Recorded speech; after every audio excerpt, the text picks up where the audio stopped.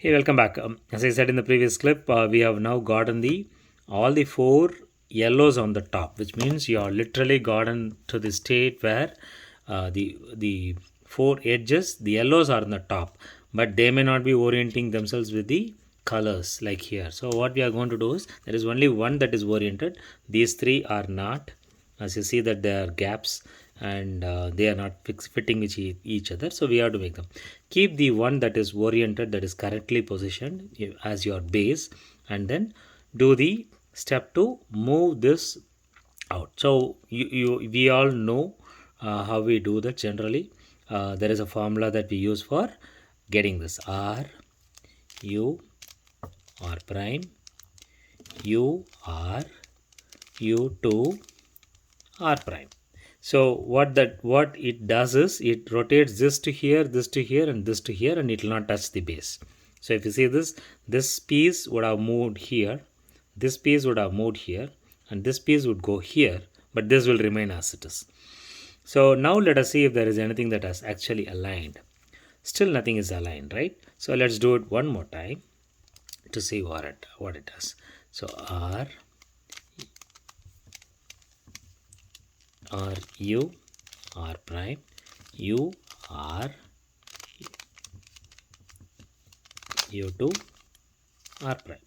So now let us see where they are. This is aligned as we see. Now the good part is this is also aligned, and this is also aligned, and this is aligned. So all the four are now in the right place, right?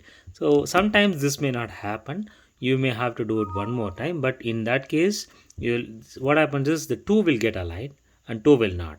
In case, let's say these two are aligned and these two are interchanged, then what you need to do is I have explained that in the Frederick method. You will keep it like a 3 o'clock.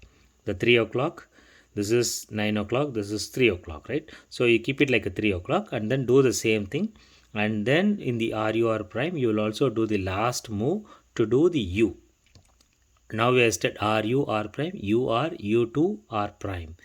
And then after the R prime, we will do a U, whereby all these things will be fixed. So that is the thing you can look into the Frederick method. So now you see that these are all now aligned, which means the next step that we wanted to achieve, where we get the white cross, is done.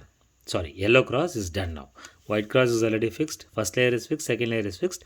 The third layer we have also moved the center pieces and then oriented them correctly. Now we have got the yellow cross and they are matching with the centers. The next logical step is for us to move these pieces, which is actually permute them and then get them to the right place first. The second step and the last logical step is make them oriented, like what we did for these steps. Make them stand up in the right way. For example, this is in a lying position, so there is a gap. This should be inverted, so it goes into the standing position. So same way with this, it has to be aligned. So that orientation we have to do, that is the last step, which will bring this mirror cube to a solved mirror cube. So I'll be explaining you the next steps in a short while. One of the important things that you need to note is, luckily, and I have not seen this happening, at least so far with whatever trials I have made, 100 plus times that I have solved this, I have not seen the parities coming in any way. Edge is considered to be parity if, let's say, this and this are inverted, right? So this and this are inverted, or it could be like 1, 2, 3 coming and the fourth is not coming. Those parities I have never seen that, which is actually good, because it will be very much more tougher for us to understand. In a colored cube, you know at least what the problem is, what the parity is.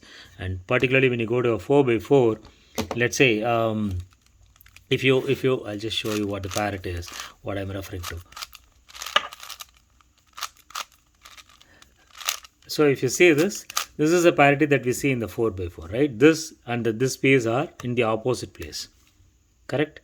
So this is a parity that we can solve when we know what the parity is. But let's assume that the same thing happens here, or anything of the parity that happens here, we won't even know that there is a parity and we'll be struggling. So I have not seen a parity coming up in this mirror cube, which is good.